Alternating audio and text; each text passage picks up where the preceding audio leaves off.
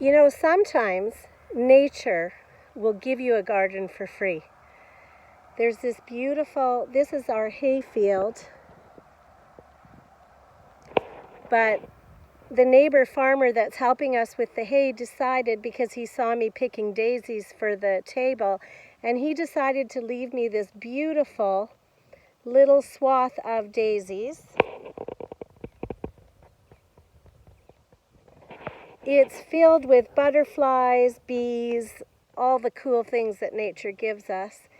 And, you know, if you don't have your own garden in your backyard, nature will provide you with a garden. All you have to do is look for it. Go on some walking trails, get outside.